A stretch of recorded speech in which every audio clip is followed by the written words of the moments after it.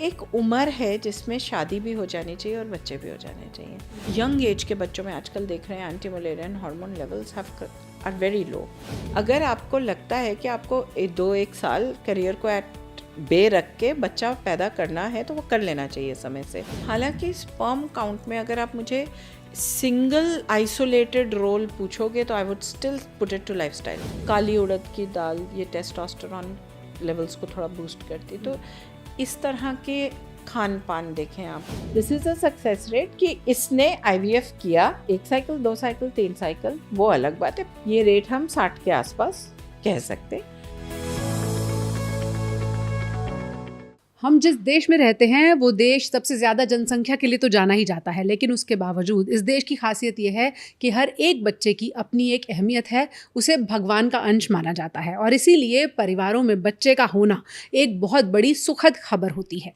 लेकिन परेशानी तब होती है जब बहुत सारे परिवारों में या बहुत सारी फैमिलीज़ को संतान के लिए स्ट्रगल करना पड़ता है। ऐसे में रोल आता है एक्सपर्ट गायनेकोलॉजिस्ट्स का, IVF एक्सपर्ट्स का। तो आप में से बहुत सी वुड बी मदर्स जो उम्मीद कर रही होंगी कि जल्द ही उन तक भी ये खुशी पहुँचे और उनके मन में जो सवाल होंगे उनके जवाबों के लिए आज हमारे साथ डॉक्टर अर्चना धवन बजाज हैं, जो कि 25 साल से ज़्यादा समय से IVF की प्रैक्टिस कर रही हैं, गायनेकोलॉजिस्ट हैं और बहुत सारे परिवारों में इनके ज़रिए वो खुशी पहुँची है।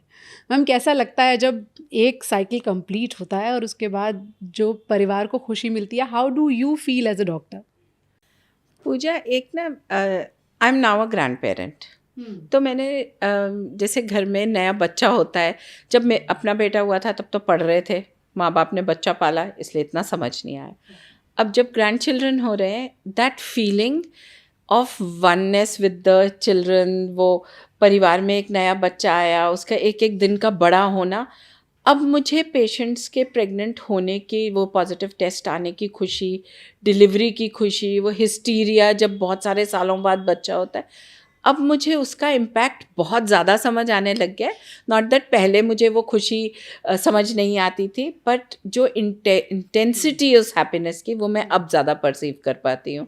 तो बड़ा शब्दों में डालना बड़ा मुश्किल है, पर एक सेंस ऑफ कंप्लीटनेस, एक sense of oneness with the whole family, मतलब वो एक बड़ी अलग सी फील होती है।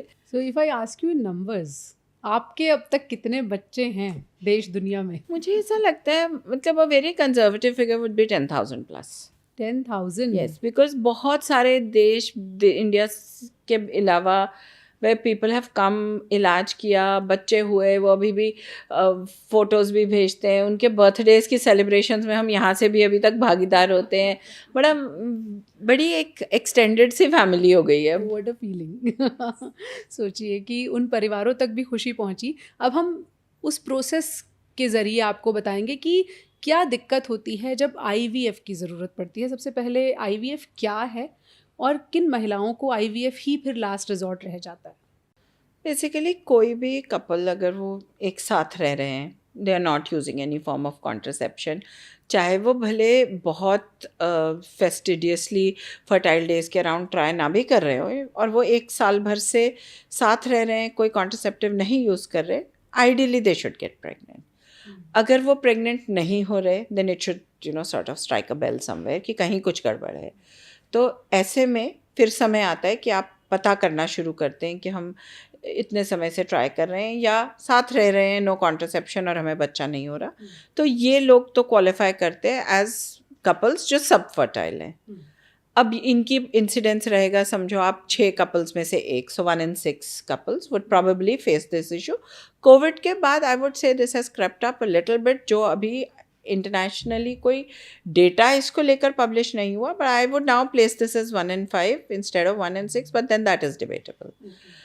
अब इसमें से बहुत सारे कपल्स ऐसे होंगे जिनको आप इन्वेस्टिगेट करेंगे, पता चलेगा ओवुलेशन नहीं हो रही, या फेलोपियन ट्यूब्स में कोई इशू है, या जेनाइटल ट्यूबरक्लोसिस है, PCOD है, फाइब्रॉइड्स है, एंडोमेट्रियोसिस है in the female partner.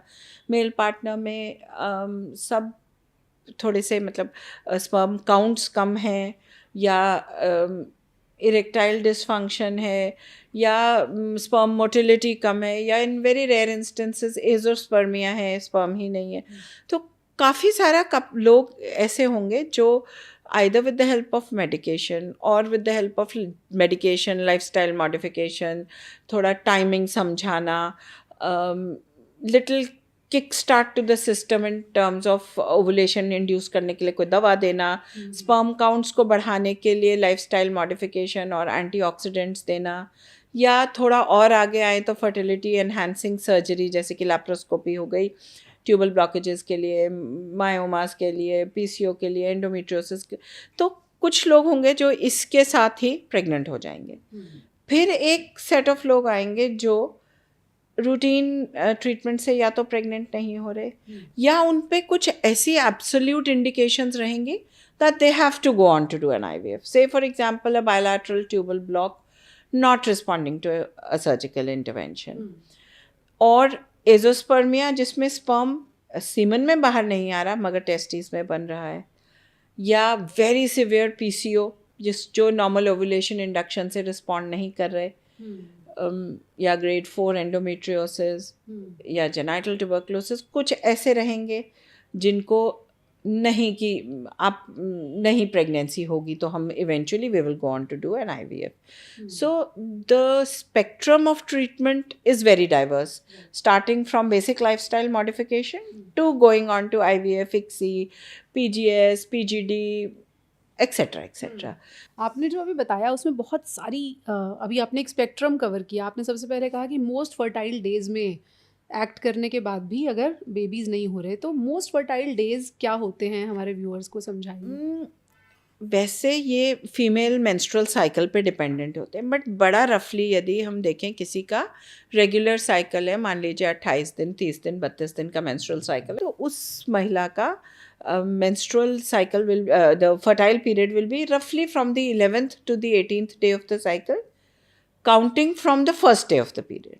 First day of the period को आप पहला दिन लेंगे, वहाँ से 11वां दिन और उसके आगे के एक हफ्ते की विंडो समझ लो. हफ्ता सबसे फर्टाइल है. और उस जो क्योंकि रफली वो ओवुलेशन का समय होता है जब एग रिलीज होता है ओवरी से, तो उस समय पे एवरी ऑल्टरनेट डे अगर इंटरकोर्स है और मेल पार्टनर के काउंट्स ठीक हैं तो there is a fair chance कि उस दौरान पे ट्राई करने से 1 महीने में नहीं, 2 में नहीं, 3 में प्रेगनेंसी हो जानी चाहिए.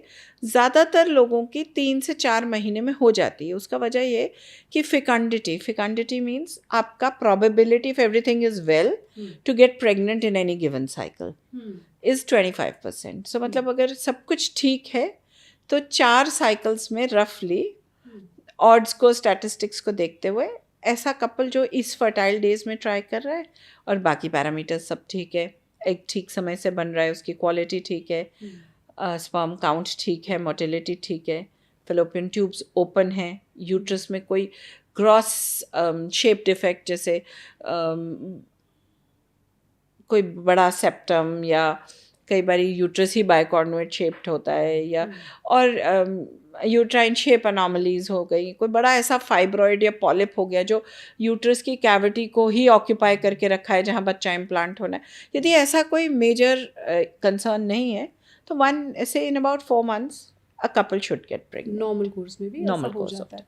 आपने दूसरी चीज़ कही स्पर्म काउंट बढ़ाने के लिए कभी कभी दवा देते हैं. क्या दवाओं के जरिए स्पर्म काउंट बढ़ाया जा सकता है? कभी कभी बढ़ाया जा सकता है, कई बार रिफ्रैक्टरी होता है, नहीं बढ़ता, पर हाँ एटलीस्ट ट्रायल दिया जा सकता है. एंटीऑक्सीडेंट से कई बार स्मॉल अमाउंट ऑफ मेडिकेशन जो FSH LH लेवल्स को ट्रांजिएंटली थोड़ा बढ़ा दें और एक स्टिमुलस दें टेस्टिस को और स्पर्म मैन्युफैक्चर करने के लिए, तो इस तरह की दवाइयों को यूज़ किया जा सकता है. हालांकि स्पर्म काउंट में अगर आप मुझे सिंगल आइसोलेटेड रोल पूछोगे तो I would still put it to lifestyle. Okay. Smoking, alcohol, hookah, इसकी वजह से कम हुआ. एब्सोल्युटली. आप कितना भी चाहें इसको कहना कि इनसे फ़र्क नहीं पड़ता, इनसे फ़र्क पड़ता है और सिग्निफिकेंट फ़र्क पड़ता है.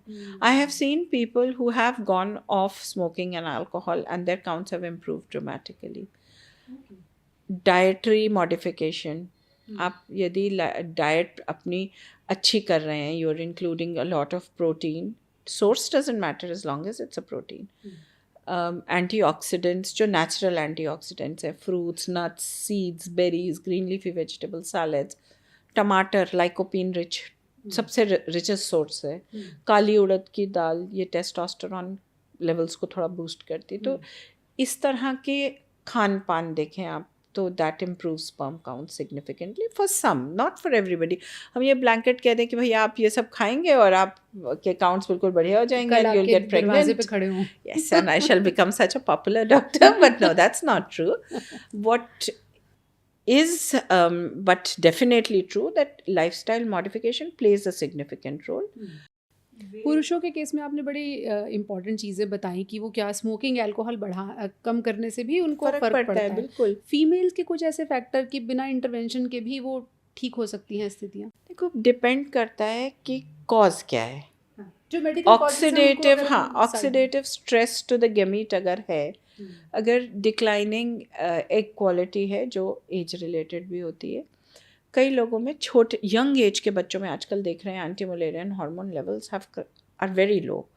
तो कुछ हद तक anti Mullerian hormone is a hormone जो आपको इंडिकेट करता है कि बॉडी का एग रिजर्व कितना है या जो एग्स हैं उनकी क्वालिटी कैसी है. So reasonably good AMH level will mean that your the female gamete is healthy and sooner और लेटर प्रेगनेंसी हो जाएगी आसानी से. Whereas a very low AMH suggests poor egg reserve and poor egg quality, and that often gives a challenge to conception. And very high AMH levels is usually associated with severe forms of PCOD. So dono extremes, poor egg quality and PCO, दोनों lifestyle से काफ़ी हद तक modifiable है. They may not be correctable completely, but they're definitely modifiable. So if you have a poor AMH, of course medication has its role. If not responding to medication, ART procedures have their role. And unfortunate, sometimes the levels are so low or the quality is so poor कि gamete donation के बारे में भी patient को offer करना पड़ सकता है. But with all of that, you know, on one side, lifestyle modification, और लड़कियों में भी स्मोकिंग, अल्कोहल, हुक्का, वेप, इन सब चीज़ों को ऑप्टिमाइज़ करना, इनफैक्ट ऑप्टिमाइज़ क्या करना, आई वुड से स्टॉप करना, that plays an important role. फिर सेम डाइटरी प्रिंसिपल्स जो मेन को अप्लाई करते हैं वो लड़कियों को भी अप्लाई करते हैं. The quality of food you are taking in, specially the antioxidant levels, वो सब बहुत फ़र्क करते हैं. Plus, at the same time, if you are having a lot of water, you're having a lot of fruit, you're doing some form of exercise, yoga, meditation, तो ये सब चीज़ें भी एक क्वालिटी इम्प्रूव डेफिनेटली करती हैं. सो इन चीज़ों का बहुत सिग्निफिकेंट रोल है. ये तो आपने बताया कि क्या लाइफस्टाइल फैक्टर्स हैं. आपने एग क्वालिटी की बात की, किस एज में उसको चेक किया जा सकता है और एज का और एग क्वालिटीज़ का क्या आपस में संबंध है? एज का और एग क्वालिटी का इन्वर्स रिलेशन है. जैसे जैसे उम्र बढ़ती जाती है एग क्वालिटी डिक्लाइन करती जाती है. बेसिक एक कहें आप तो एक वाटरशेड तो 35 साल की उम्र हो गई, पर 40 के बाद सिग्निफिकेंट डिक्लाइन होता है. पर सेइंग दैट ऐसा नहीं है कि छोटी उम्र में एग क्वालिटी या एग नंबर कम नहीं होगा, वो भी कम हो सकता है, पर वो एक एक्सेप्शनल इवेंट है. पर जैसे जैसे एज बढ़ती है आप देखेंगे कि 35 के बियॉन्ड लड़कियों को कंसीव करने में थोड़ी दिक्कत होती है. बच्चों में जेनेटिक एबनॉर्मैलिटीज़ का इंसिडेंस बढ़ जाता है. तो ये सब चीज़ें तो एज रिलेटेड हैं ही. जैसे उम्र बढ़ती है क्वालिटी डिक्लाइन करती जाती है. हेल्दी रिप्रोडक्टिव एज आपके हिसाब से क्या होनी चाहिए? जो सबसे अच्छा, मतलब जिसको आप ये कहेंगे कि मदर की हेल्थ भी बिल्कुल ठीक है और बढ़िया है और फर्टिलिटी फैक्टर भी बहुत अच्छा है, तो that I would put at somewhere between 24 and 30. 24 से 30 साल वो सबसे अच्छा एज ग्रुप है. इसमें ना इधर माँ बहुत छोटी है फिज़िकली और मेंटली, ना गैमीट क्वालिटी चैलेंज्ड है, मतलब वो सबसे बढ़िया एज है. आपको रिजल्ट्स भी अच्छे मिलते हैं अगर एज अच्छी होती है? हाँ, एज कम होती है तो बढ़िया रिजल्ट्स आते हैं. बिल्कुल. ओके. अब आपके सब्जेक्ट पे आते हैं, रादर उस सब्जेक्ट पे जिस पे हम बात कर रहे हैं, IVF क्या होता है और कैसे किया जाता है? इन विट्रो फर्टिलाइजेशन, अगर हम उसको बिल्कुल ट्रांसलेट करें तो उसका मतलब होता है शरीर के बाहर लेबोरेटरी के अंदर किसी भी तरह मॉडिफिकेशन से प्रेगनेंसी करना. सो इन फर्टिलाइजेशन जो बॉडी के अंदर होती है, एग और स्पर्म जो मेल और फीमेल गैमीट्स होते हैं वो क्लासिकली फीमेल के जो बच्चेदानी के साथ फेलोपियन ट्यूब का एंड जॉइन होता है, जहाँ ट्यूब और यूट्रस आपस में जुड़ते हैं, उस एरिया में रफली ये फर्टिलाइजेशन होती है और वहाँ से वो फर्टिलाइज्ड भ्रूण या एम्ब्रियो जो भी कहना चाहें हम, वो यूट्रस के अंदर आकर इम्प्लांट होता है. नॉर्मल इंसान में ये बॉडी के अंदर होता है. हम उसी प्रोसेस को लेबॉरेटरी के अंदर रिक्रिएट कर रहे हैं. हमने महिला का एग या गैमीट बाहर निकाल दिया उनके शरीर से, ओवरी से को स्टिमुलेट करके खूब अच्छे से, इंजेक्टेबल दे के खूब सारा, एंड ओवरी में टारगेट हमारा ये होता है कि जितना एक गो में हम मैक्सिमम oocyte या एग या ओवम जो भी आप कहना चाहें उसको रिट्रीव करें, उनसे मेल पार्टनर के स्पर्म से उनको फर्टिलाइज करें, और 3 दिन 2 दिन 3 दिन या 5 दिन तक मैक्सिमम जो ह्यूमन बॉडी के बाहर आप एक भ्रूण को कल्चर कर सकते हैं वो डे 5 होता है या 5th डे तक. उसको कल्चर करें बाहर लेबॉरेटरी में, और जब वो एक ठीक स्टेज पर पहुंच जाए तो उसको यूट्रस के अंदर वापस इम्प्लांट करें, जिसको एम्ब्रियो ट्रांसफ़र कहते हैं. तो क्लासिकली एक IVF का मतलब तो ये हुआ कि ये फर्टिलाइजेशन शरीर से बाहर करनी है, और आइडिया इज़ कि जो गैमीट बन रहा है उस जो गैमीट्स हैं उनको बाहर फर्टिलाइज करके एम्ब्रियो बनाकर उस एम्ब्रियो को यूट्रस के अंदर वापस ट्रांसफ़र करें. ये कितना पीरियड होता है जिसमें, जैसे आपने कहा एग्स लिए, स्पर्म्स लिया, फिर आप उन्हें लैब में ले गए, कितने पीरियड तक ये फर्टिलाइजेशन बाहर होता है और फिर वापस इम्प्लांट होता है? से फॉर एग्जांपल मैंने किसी का ओवम पिकअप या एग रिट्रीवल आज किया, तो आज वो एग और स्पर्म को आपस में फर्टिलाइज कर दिया लैब में.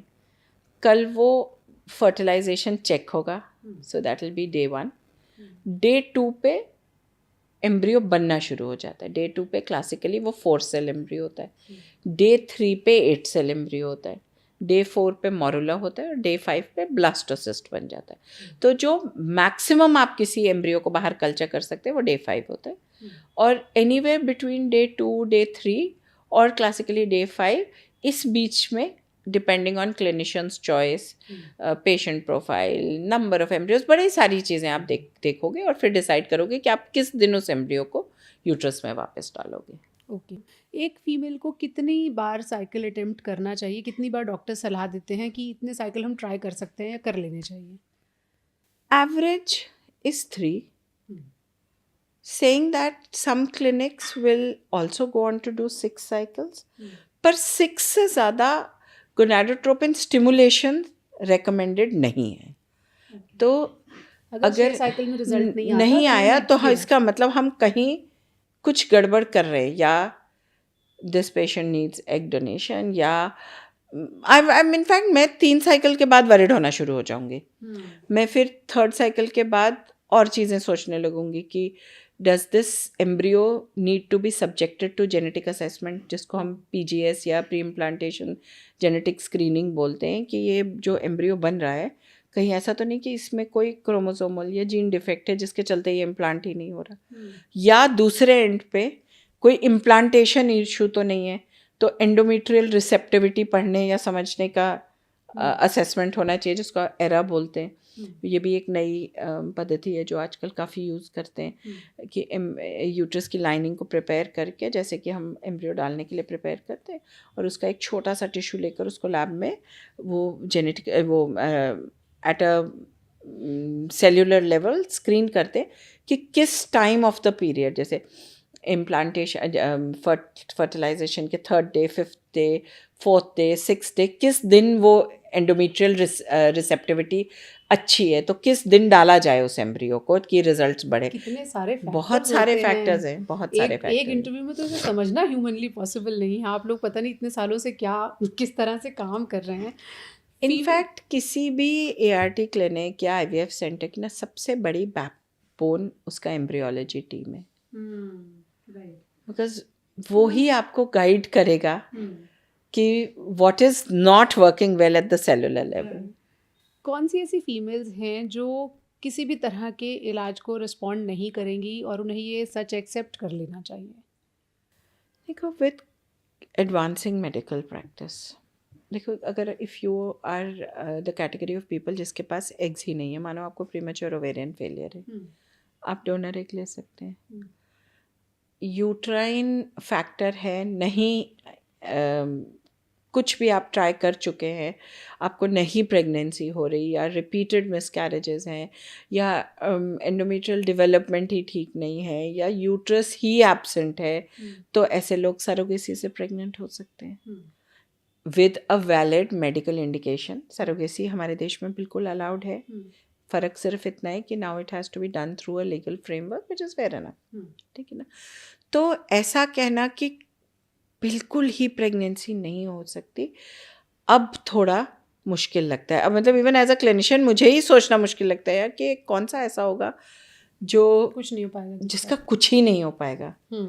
तो बहुत कम, बहुत कम, बहुत कम। जो महिलाएं आईवीएफ को ऑप्ट करती हैं और उसके थ्रू उनकी प्रेगनेंसी होती है, वो उस 9 महीने के दौरान क्या गलतियां हैं जो उन्हें नहीं करनी चाहिए ताकि जो प्रोसेस है वो थोड़ा स्मूथ रहे?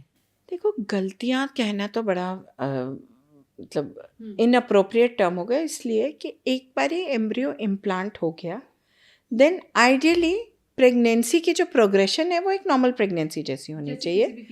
सिर्फ फ़र्क 2 जगह पे आता है। एक, क्योंकि मल्टीपल के इंसिडेंस ज़्यादा होते हैं।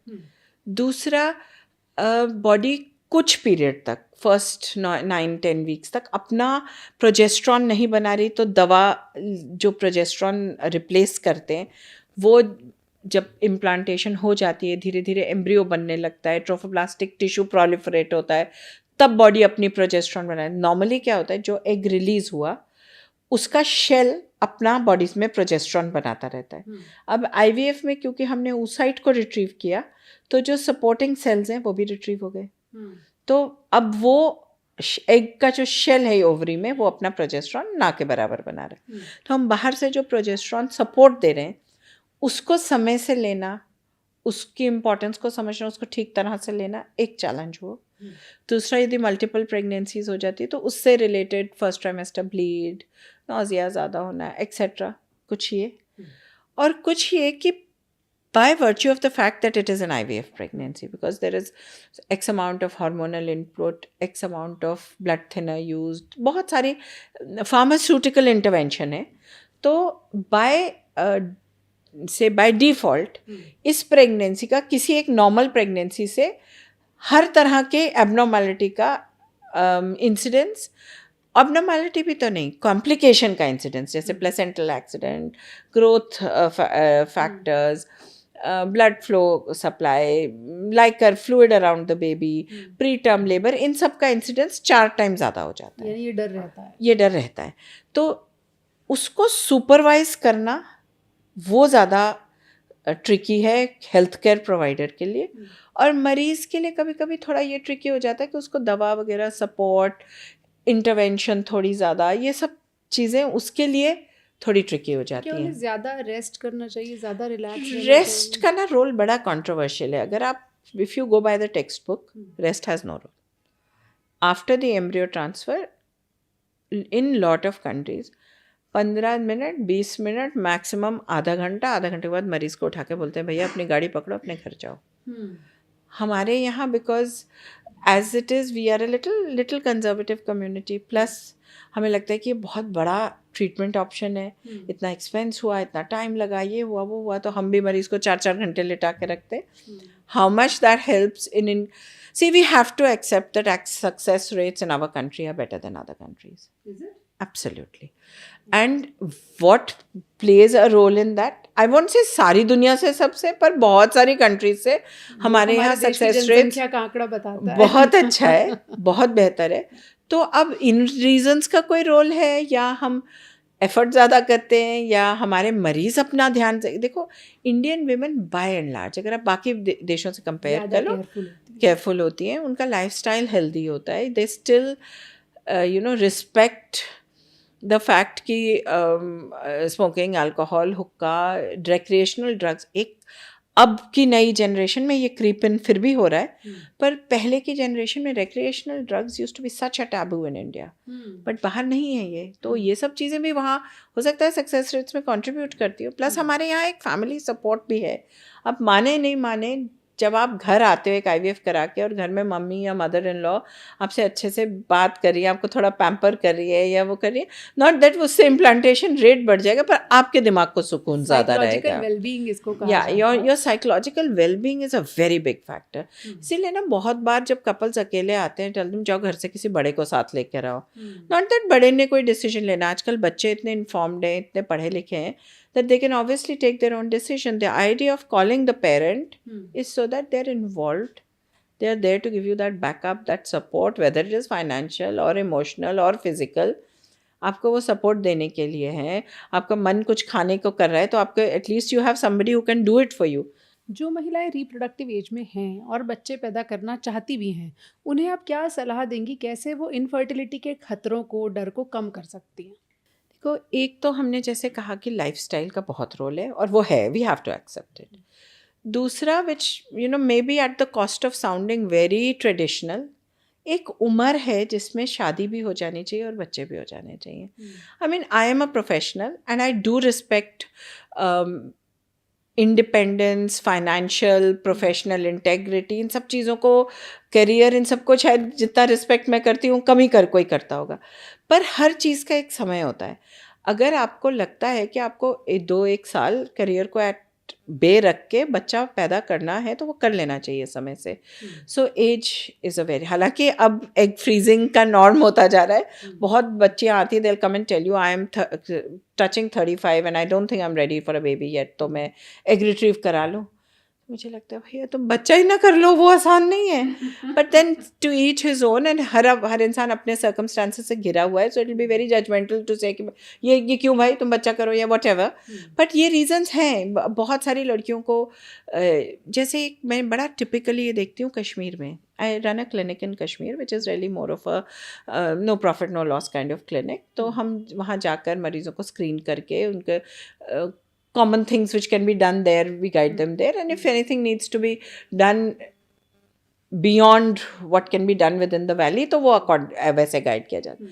तो वहाँ मैं देखती हूँ कि लड़कियों की शादियाँ बड़ी लेट उम्र में होती हैं. So I once you incorporate into the community, मुझे कई साल हो गए, around 13-14 years that I've been going there.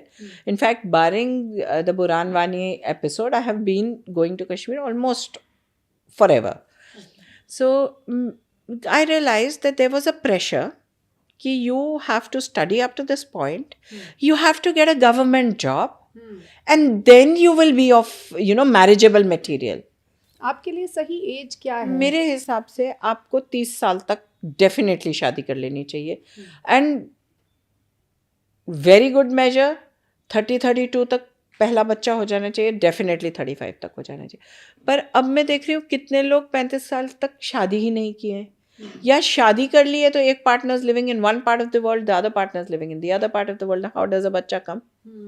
So there is so much which is happening at the professional level. Wife is working to the US timing, husband is working to the Australian timing. How does a child happen? So there's so many things. Egg freezing आपने कहा, कितनी अब females पहले के मुकाबले over the years कितना opt करने लगी? Last 5 years बहुत बढ़ गया है. एक्सेप्टेबिलिटी भी to some extent, possibly need भी, और एक्सेप्टेबिलिटी तो बहुत हो गई. एक्सेप्टेंस की नहीं, ये एक ऑप्शन है. कैसा रिजल्ट देता है? Result not as good as a conventional IVF, but then saying that अभी तक बहुत सारे लोगों ने रिट्रीव तो कराए हैं, पर उन्हें वो स्टेज तक ही नहीं आए कि उनके वो थॉ करके फर्टिलाइज किए जाए. बहुत कम आए हैं. जो आए हैं उनमें मुझे 40% से ऊपर रिजल्ट नहीं मिला है. बट फिर 0% से तो 40% देखा जाए तो बेटर रिजल्ट है. कि सपोज आप X number of years you can not have a baby, your circumstances do not allow you, आपके गेमीट ही ड्विंडल हो जाते हैं. उस स्थिति में या तो आप डोनेशन एक्सेप्ट कीजिए, और या फिर you go back to the frozen eggs. So if you have not frozen them there is no option of going back. जब अगर एग फ्रीज कराए एक बार, कितने सालों तक आप उनको रख सकते? जब कोई भी गेमीट, एम्ब्रियो, एग, स्पर्म आपने फ्रीज किया, that is frozen in that state till you thaw it, तो वो एक तरह से indefinite है. अच्छा, उसका कोई टाइम पीरियड, कोई एक्सपायरी डेट नहीं, कोई एक्सपायरी डेट नहीं. एम्ब्रियो भी फ्रीज करके रखा, एम्ब्रियो भी फ्रीज करके रखा जाता है. इनफैक्ट एम्ब्रियो फ्रीजिंग के तो सक्सेस रेट्स अब इतने अच्छे हैं कि for some patients we would opt to go for a freeze-thaw cycle instead of a fresh cycle. Multiple factors, progesterone level, number, hyperstimulation, endometrium preparation, बहुत सारी चीज़ें हैं जिनके चलते अब ये एक मतलब बहुत बारी हम देखते हैं कि फ्रेश साइकिल में आउटकम नहीं होती, वही फ्रोज़न में बढ़िया से आउटकम आ जाती है। देखिए अभी कितने सारे विकल्प हमने आपको बताए, छोटे बड़े मुश्किल आसान, जिनके ज़रिए आप जो संतान का सुख है उसको पा सकते हैं। लेकिन बार बार जो डॉक्टर अर्चना दफन बजाज ने कहा, इतनी आईवीएफ करने के बावजूद कि जो नेचुरल प्रेगनेंसी है, उसकी जो सही उम्र है, जो सही तरीका है, अगर आप उसके ज़रिए कामयाबी पाते हैं तो उससे बेहतर एक माँ के तौर पर आपके लिए और एक डॉक्टर के तौर पर डॉक्टर्स के लिए भी उससे अच्छा कुछ नहीं होता। आई एम श्योर अभी बहुत से सवाल होंगे, आप हमसे जुड़ सकते हैं, हम एक्सपर्ट्स के ज़रिए उनके जवाब भी आप तक लाने की कोशिश करेंगे। फिलहाल आईवीएफ की ABCD समझाने की हमने आपको कोशिश की है। Thank you so much ma'am. I am sure लोगों को थोड़ा बहुत तो समझ में आया होगा, बाकी सवाल हम फिर आपके पास लेकर आएंगे। Thank you so much Puja.